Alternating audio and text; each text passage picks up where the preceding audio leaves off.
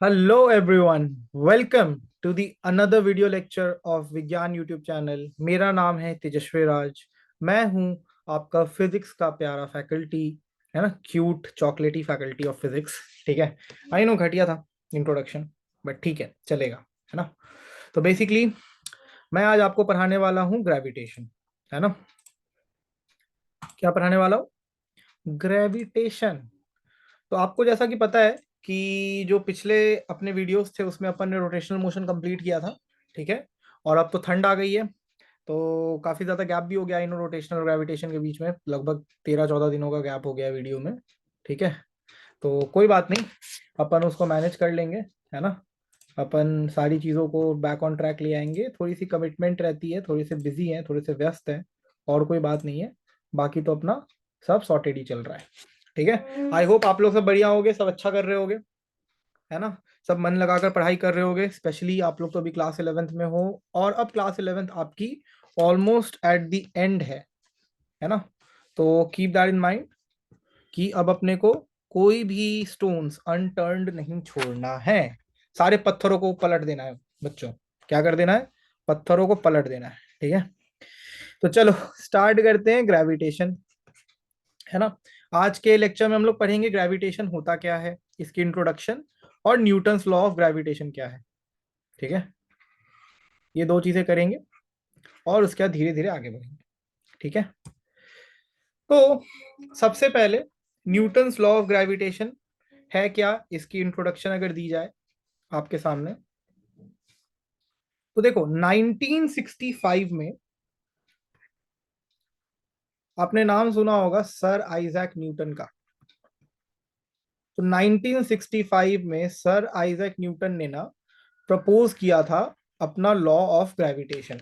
ठीक है, क्या किया था प्रपोज? Law of gravitation. मतलब बेसिकली उन्होंने 1965 में, सॉरी 1965 क्या बोल रहा हूं मैं, I am really sorry, it is 1665, my bad, not 1965। वही मुझे लगा कि 1965 क्या बात कर रहे हो, उस समय तक तो थ्योरी ऑफ रिलेटिविटी भी आ गई थी सर, है कि नहीं। 1665 में, यानी सोचो 1665 कब, है ना, 16th सेंचुरी। 16th सेंचुरी में सर आइजैक न्यूटन ने ये प्रपोज किया, ठीक है, कि एक फिनोमेना है जिसका नाम है ग्रेविटेशन। ठीक है, और वो फिनोमेना बहुत ही नेचुरल ऑकरिंग फिनोमेना है, और हम अपने आसपास उसको डे टू डे लाइफ में देखते हैं। उन्होंने इसको ऑब्जर्व किया और उसकी फिजिक्स बताई और उसकी मैथमेटिकल फॉर्मुलेशंस दी। ठीक है, तो जो सबसे पहला लॉ उन्होंने दिया ग्रेविटेशन से रिगार्डिंग, वो यही है, न्यूटन लॉ ऑफ ग्रेविटेशन, जो आज हम लोग पढ़ने वाले हैं। ठीक है, तो बेसिकली ये क्या है, मतलब व्हाट इज ग्रेविटेशन, सबसे पहले तो ये समझते हैं। तो देखो इस दुनिया में कोई भी दो ऑब्जेक्ट, ठीक है, इस दुनिया में कोई भी दो ऑब्जेक्ट की टेंडेंसी होती है एक दूसरे को अट्रैक्ट करने की। इस दुनिया में कोई भी दो ऑब्जेक्ट की टेंडेंसी होती है एक दूसरे को अट्रैक्ट करने की। चाहे वो मैं या आप हूं, चाहे वो आप या आपका ये लैपटॉप हो, चाहे वो मून और अर्थ हो। ठीक है, हर एक ऑब्जेक्ट या body in this world tends to attract this each other. ठीक है, और ये जो टेंडेंसी होती है एक दूसरे को अट्रैक्ट करने की, ठीक है, लिख देता हूं। This tendency to attract each other is known as gravitation. इसी टेंडेंसी को या इसी प्रॉपर्टी को, इनहेरेंट प्रॉपर्टी को, जिसके थ्रू वो एक दूसरे को, दो ऑब्जेक्ट्स या दो बॉडीज अट्रैक्ट करती हैं, उसको ग्रेविटेशन कहते हैं, सिंपल शब्दों में। ठीक है, तो ग्रेविटेशन तो हमें समझ आ गया कि the tendency to attract each other is known as gravitation. तो देखो, अगर मान लो कि कोई एक ऑब्जेक्ट है, ठीक है, जिसको आपने ऊपर उछाला और अब वो फ्री फॉल करेगा under the influence of gravity. ठीक है, तो बेसिकली जब वो फ्री फॉल कर रहा होगा under the influence of gravity, तो इस ऑब्जेक्ट पर अर्थ फोर्स लगा रहा होगा टुवर्ड्स इटसेल्फ, और ये ऑब्जेक्ट भी अर्थ पर फोर्स लगा रहा होगा। तो बेसिकली ये जो फोर्स लग रहा होगा, अभी इसके बारे में डिटेल में बात करेंगे इस फोर्स के बारे में, बट पहले फिनोमेना समझो कि जब भी कोई ऑब्जेक्ट फ्री फॉल कर रहा होता है under the influence of gravity, तो ये जो फोर्स लग रहा है, ये सेम फोर्स है जो कि अर्थ मून पे लगाता है, या कोई भी एक प्लैनेटरी ऑब्जेक्ट दूसरे प्लैनेटरी ऑब्जेक्ट पे लगाता है। ठीक है, this is the same force. Force की नेचर चेंज नहीं होती है। ऐसा नहीं है कि जो ग्रेविटेशनल फोर्स मेरे और आपके बीच में लग रहा है अर्थ के अंदर, और जो ग्रेविटेशनल फोर्स अर्थ मून पे लगा रहा है वो अलग अलग है, नहीं, दे ऑल आर सेम। ठीक है, magnitude will be different but the type of force, the nature of force is same, it is due to the property of gravitation. ठीक है, so this tendency of attracting each other, इससे एक force generate होता है जो कि एक दूसरे को क्या करता है, खुद की तरफ अट्रैक्ट करने की कोशिश करता है। ठीक है, तो यही था कि tendency of attracting each other is gravitation. अब देखो ये जो फोर्स है जिसकी मैं बात कर रहा हूं, ठीक है, इस फोर्स का मैग्नीट्यूड क्या होता है? ये जो फोर्स है, जिस फोर्स के थ्रू ये वाला ऑब्जेक्ट वन इस वाले ऑब्जेक्ट को अट्रैक्ट कर रहा था इस तरफ, ठीक है, और ये ऑब्जेक्ट टू इस वाले ऑब्जेक्ट वन को अट्रैक्ट कर रहा था इस तरफ, यानी ये था force of force on object two due to one, and ये है force on object one due to two. तो ये F12 और F21 का मैग्नीट्यूड क्या होता है बेसिकली, अगर हमें ये जानना है, तो this is equal to G m1 m2 by R square, G m1 m2 by R square. ये मेरी जो आदत है ना टेढ़ा लिखने की, इसको मुझे ठीक करना पड़ेगा, है ना। मेरी एक बहुत गलत आदत है बच्चों की, मैं ब्लैक बोर्ड पर भी यही करता था और मैं अभी यहाँ पर डिजिटल बोर्ड पे भी यही कर रहा हूँ, मैं टेढ़ा लिखता हूँ, है ना। इस आदत को I am trying to fix. तो basically F is equal to G m1 m2 upon R square. ठीक है, जहां पर m1 क्या है, mass of the first object, m2 क्या है, mass of the second object, r is the distance between them, r is the distance between them या separation between them, और मेन जो यहाँ पर है वो है g, जिसको कहते हैं यूनिवर्सल ग्रेविटेशनल कांस्टेंट, और इसकी जो वैल्यू होती है वो होती है 6.65 इंटू 10⁻⁻11 न्यूटन मीटर स्क्वायर पर केजी स्क्वायर। ठीक है, 6.65 या 6.67 भी ले लेते हैं कुछ बुक्स में, ऑलमोस्ट बात बराबर है।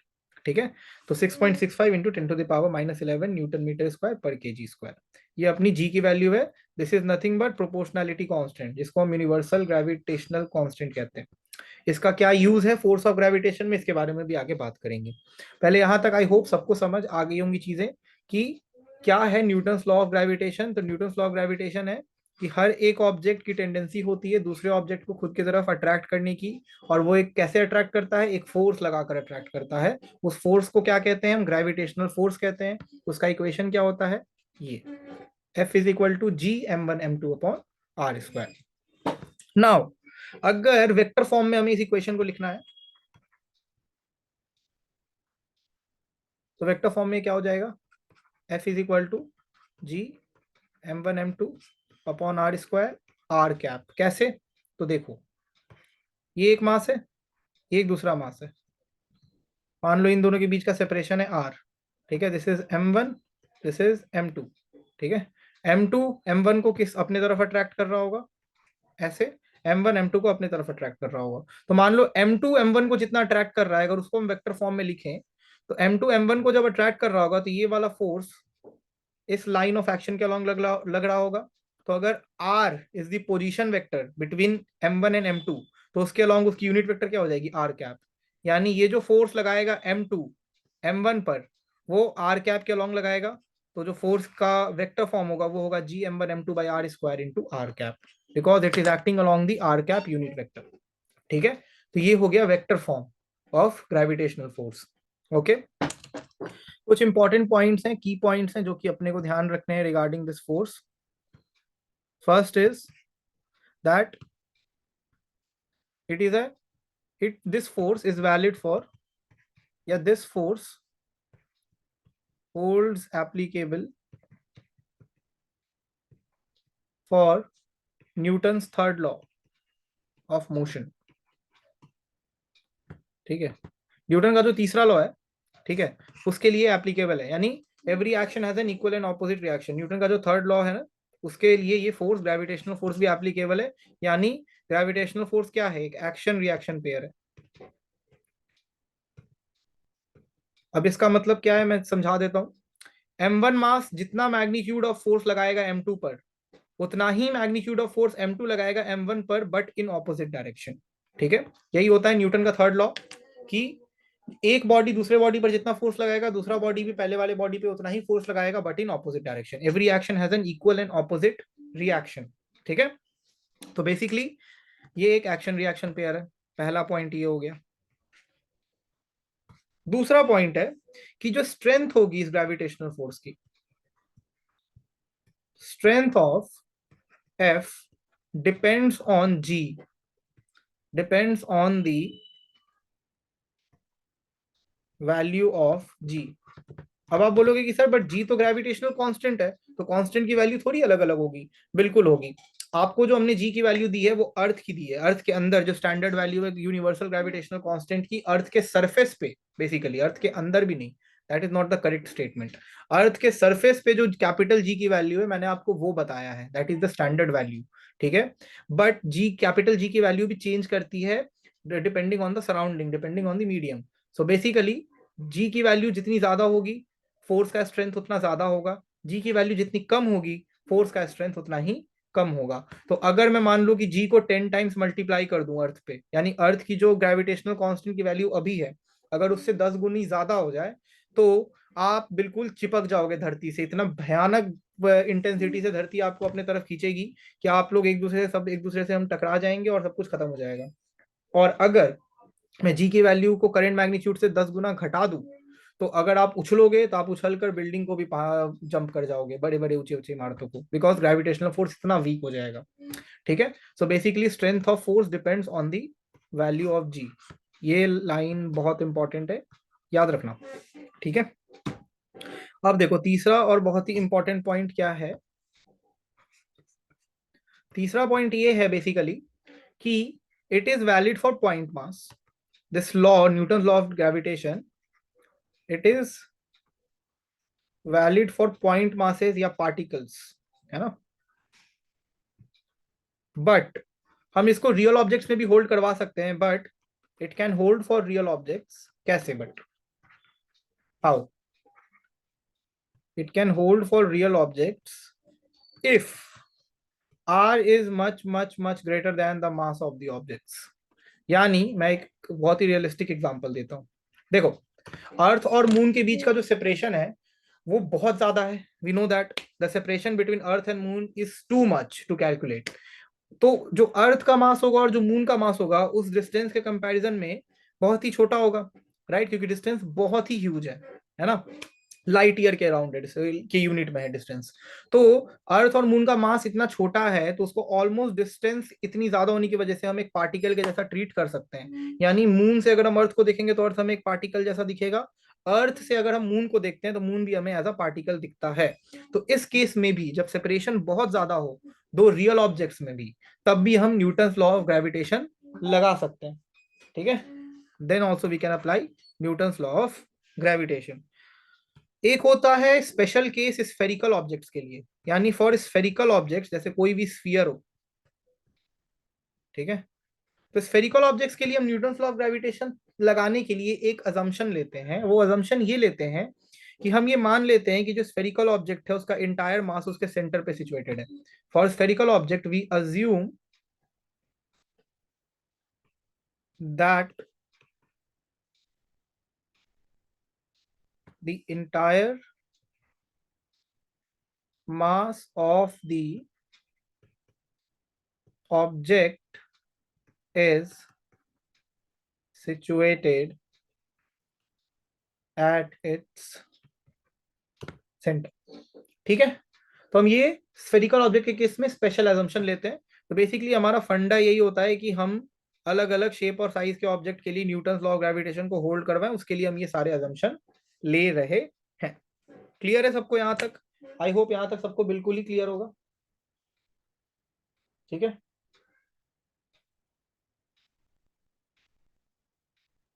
आई होप यहां तक सबको बिल्कुल क्लियर होगा।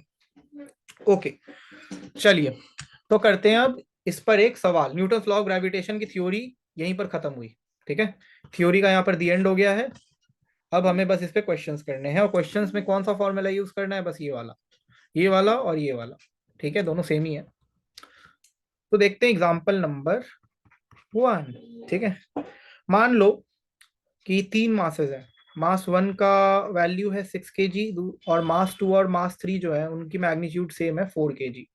ठीक है, दोनों के बीच का सेपरेशन इज 2 सेंटीमीटर, यानी इसको 0.020 मीटर लिख सकते हैं, ठीक है। 2 सेंटीमीटर को मीटर में कन्वर्ट कर दिया। तो आपसे पूछा जा रहा है कि नेट फोर्स क्या होगा ग्रेविटेशन का, net force of gravitation will be what. कैसे बनाएंगे, क्या है, m1 की वैल्यू दी हुई है, m2 m3 की वैल्यू दी हुई है, सेपरेशन दिया हुआ है तीनों के बीच 2 सेंटीमीटर यानी 0.020 मीटर। तो नेट ग्रेविटेशनल फोर्स पूछ रहा है। तो सबसे पहले एक काम करते हैं, डायग्राम बनाते हैं। मान लो कि कोई तीन ऑब्जेक्ट्स होंगे जो किसी भी तरीके से सिचुएटेड होंगे, ठीक है, इस तरीके से ही मान लो होंगे, ठीक है। इक्विलैटरल ट्रायंगल मान लेते हैं, क्योंकि तीनों के बीच का सेपरेशन सेम है तो इसीलिए मैं इक्विलैटरल ट्रायंगल मान रहा हूँ। तो ये 0.20 मीटर, ये भी 0.020 मीटर्स, और ये भी 0.020 मीटर्स, ठीक है। ये मान लो 6 kg है, ये 4 kg है, और ये भी 4 kg है, ठीक है। अब हमें नेट ग्रेविटेशनल फोर्स निकालना है। तो पहले अगर मैं, ये मान लो मास 1 है, ये 2 है, ये 3 है, तो मान लो कि मैं निकालूं कि मास 1 जो है, ठीक है, फोर्स ऑफ 6 kg वाला जो मास है, वो 6 kg मास 4 kg वाले मास को, यानी मास 1 जो है मास 2 को कितने मैग्नीट्यूड से अट्रैक्ट कर रहा होगा, अगर मैं पहले ये निकालूं, ठीक है। तो क्या निकालने के लिए मैं बोल रहा हूँ, force on 2 due to mass 1। तो ये हम कैसे निकालेंगे, क्या होगा, G m1 m2 upon R square. G की वैल्यू कितनी है, 6.67 इंटू 10⁻⁻11, ठीक है। m1 is how much, 6 kg, m2 is how much, 4 kg, R square is 0.020 का होल स्क्वायर। जब आप इसको सॉल्व करोगे so you will get 4 into 10⁻⁻6 Newton. करके देख लेना, मुझे कैलकुलेशन करने में कोई इंटरेस्ट नहीं है, ठीक है। और यहाँ पर वेक्टर साइन नहीं लगाएंगे बिकॉज हम लोग मैग्नीट्यूड से इंटरेस्टेड है फोर्स के, ओके। तो ये आ गया force on second mass due to first mass, okay. अब अगर मुझे निकालना है force on third mass due to first mass, यानी जो ऊपर वाला मास है ये वाला, ठीक है, ये इसको ऐसे खींचेगा, ठीक है, ये इसको ऐसे खींचेगा, ठीक है। तो अगर मैं ऐसा निकालूं कि force on first mass due to third mass, ये वाला, ठीक है, तो ये कैसे निकालेंगे, again G m1 m2 by r square. तो जी की वैल्यू कितनी है, 6.67 into 10⁻⁻11, 6 kg into 4 kg m1 m2 divided by 0.020 का होल स्क्वायर है ना, सही है। 0.0201 एक सेकेंड, ये क्या हो गया,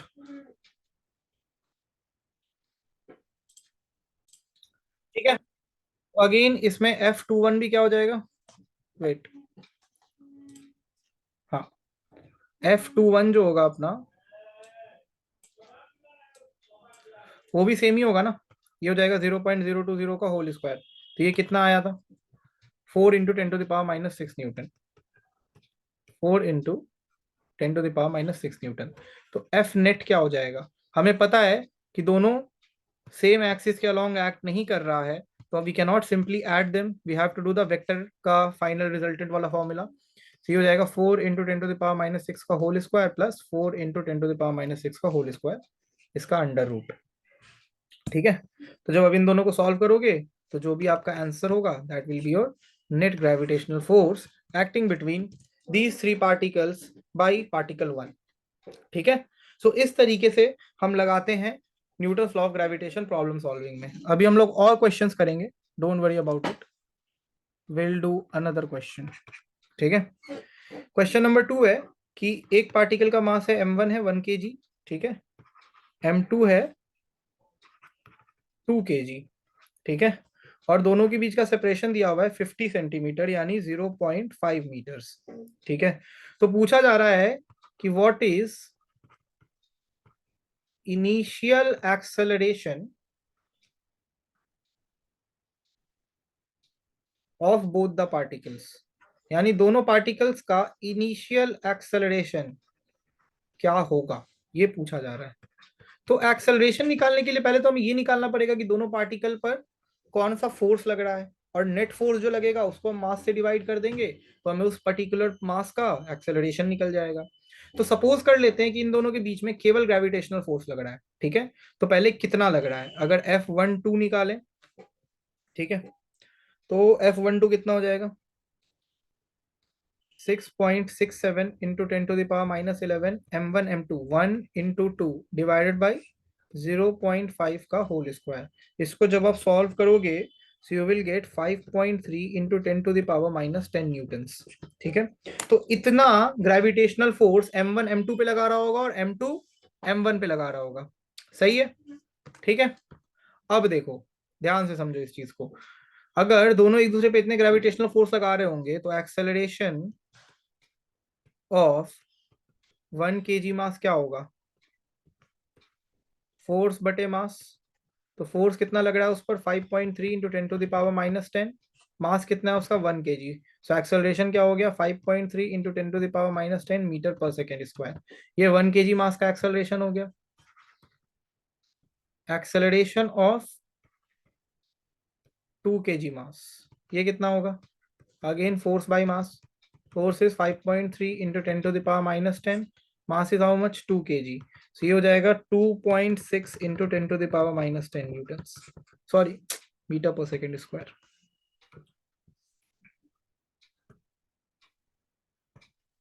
मीटर पर सेकेंड स्क्वायर।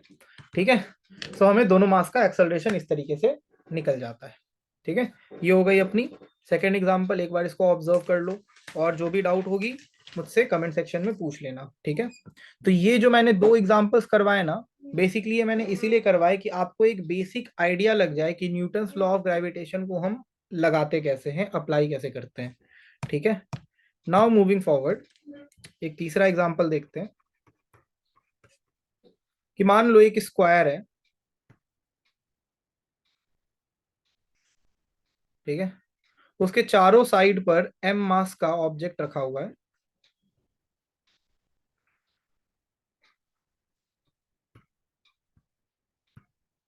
क्या रखा हुआ है? m मास का ऑब्जेक्ट।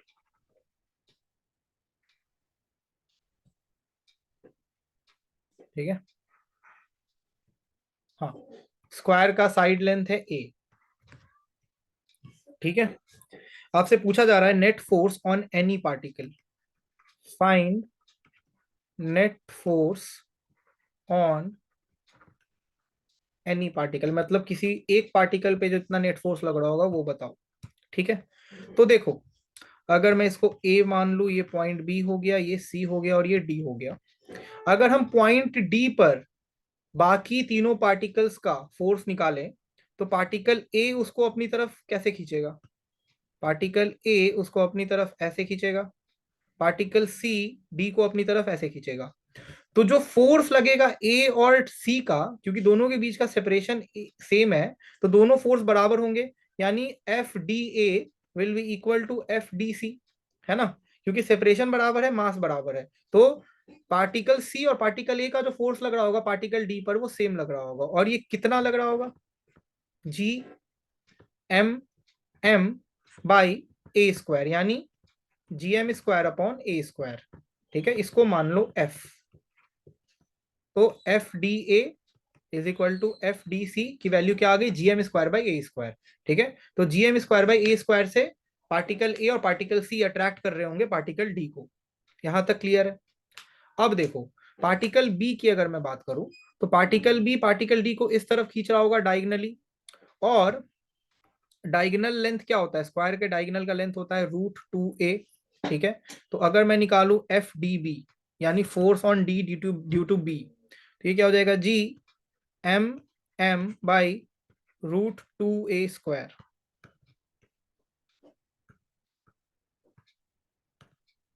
√2a स्क्वायर यानी G M square by 2a square. ठीक है, तो G M square by 2a square को अगर मैं इससे कंपेयर करूं तो ये f बाई 2 हो गया। ठीक है, क्योंकि G M by A square was F, तो G M by A square का जो हाफ है वो एफ बाई 2 होगा। ठीक है, तो F D A D C और एफ डी बी निकल गया। ये कितना है? ये है एफ बाई 2 और ये है एफ और ये भी है एफ। ठीक है, अब देखो, अब एक चीज बहुत ध्यान से देखना, ये जो दोनों एफ है यानी ए और सी का जो ग्रेविटेशनल फोर्स है, इसका रिजल्टेंट किस तरफ होगा? इस डायगोनल की तरफ ही होगा। ठीक है, अकॉर्डिंग टू दिस डायग्राम ये दोनों f का resultant will be along the diagonal, that means will be along the line of action of f by 2, है ना। और f का रिजल्टेंट क्या होगा? √2f, है ना। तो नेट फोर्स d पर कितना लगेगा? √2f plus f by 2। क्योंकि उसी डायरेक्शन में बी भी अपना फोर्स लगा रहा है F/2। तो यहां से अगर मैं F को कॉमन ले लूं तो ये क्या हो जाएगा, √2 + 1/2। और F की वैल्यू हमने कितनी लिखी थी, Gm/a²। तो Gm/a² √2 + 1/2 is your final answer. ये आई समझ?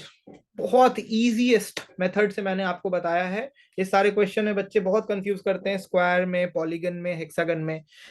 किसी भी तरह का शेप दिया हो, अगर आपको फोर्स ऑफ ग्रेविटी निकालने बोल रहा है, किसी एक पार्टिकल को पकड़ो, उस पर बाकी सारे पार्टिकल के इन्फ्लुएंस से ग्रेविटेशनल फोर्स निकालो, सबका वेक्टर सम करो, that will be your final answer. Simple है, ठीक है। बट हाँ, इसके लिए आपकी वेक्टर से स्ट्रांग होनी चाहिए ऑब्वियसली, क्योंकि वेक्टर्स अगर आपकी स्ट्रांग नहीं है तो आप फिजिक्स में कुछ भी नहीं कर सकते, दैट इज फॉर श्योर। ठीक है, आई होप आपको ये क्वेश्चन क्लियर होगा। ओके, एक और क्वेश्चन करते हैं, बेहतरीन क्वेश्चन है, ये भी थोड़ा अलग तरीके का है। मान लो कि एक रेक्टेंगुलर रॉड है, ठीक है, और इस रेक्टेंगुलर रॉड से ए डिस्टेंस पर एक मास रखा हुआ है जिसका मैग्नीट्यूड m है, और रॉड का खुद का लेंथ l है, ठीक है। तो इस रॉड की वजह से इस मास पर कितना ग्रेविटेशनल फोर्स लग रहा होगा, हमें ये निकालना है। ठीक है, क्या निकालना है, इस रॉड की वजह से इस मास पर कितना ग्रेविटेशनल फोर्स लग रहा होगा। तो देखो, सबसे पहले हम क्या करते हैं, इस रॉड पे ना एक एलिमेंटल लेंथ लेते हैं, छोटा सा हिस्सा रॉड का, ठीक है।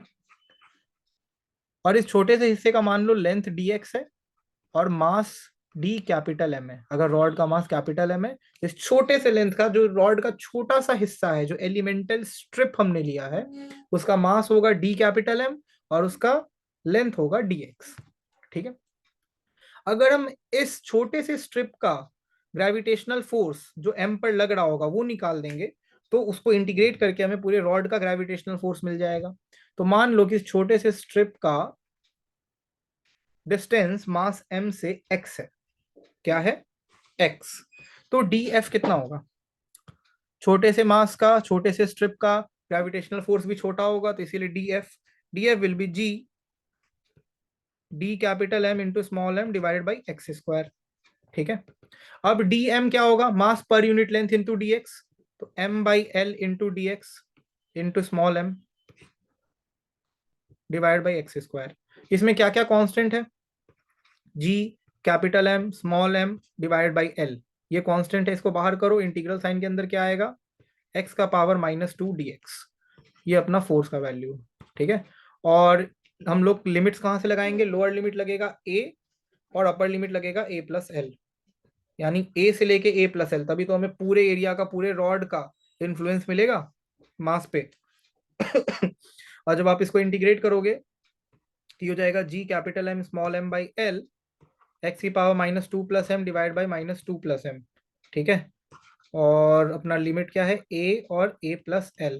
इसकी जब फाइनल वैल्यू आएगी वो आएगी g capital M by into small m divided by a l+a। This will be your final answer. मैंने इंटीग्रेट कर दिया, अब आप बस अपर लिमिट और लोअर लिमिट सब्स्टिट्यूट कर लीजिएगा, you will get the final answer, ठीक है। तो इस तरीके से इस रॉड का ग्रेविटेशनल फोर्स इस मास पर कितना लगेगा, ये मैंने आप लोग को निकालना सिखा दिया है। Okay, so this is all about today's lecture. I don't think इससे ज्यादा कुछ भी कराने की अभी जरूरत है न्यूटन लॉ ऑफ ग्रेविटेशन में। मैंने एनफ नंबर ऑफ क्वेश्चंस भी करा दिए हैं। अब जो आगे का चीज है, ठीक है, यानी ग्रेविटेशनल फील्ड और एक्सेलरेशन ड्यू टू ग्रेविटी, वो हम लोग अगले क्लास में करेंगे, ठीक है। Thank you very very much बच्चों। आप एक बार इस नोट्स को, जो नोट्स इसका डिस्क्रिप्शन में, उसको भी रिवाइज कर लीजिएगा। और अब न्यूटन लॉ ऑफ ग्रेविटेशन से जो भी क्वेश्चन आपके पास, जो भी किताब होगी आपकी, जो भी स्टडी मटेरियल होगी, उससे सॉल्व कर लीजिएगा, आपसे सारे क्वेश्चन बन जाएंगे, ठीक है। Thank you very much, take care, bye bye, sayonara.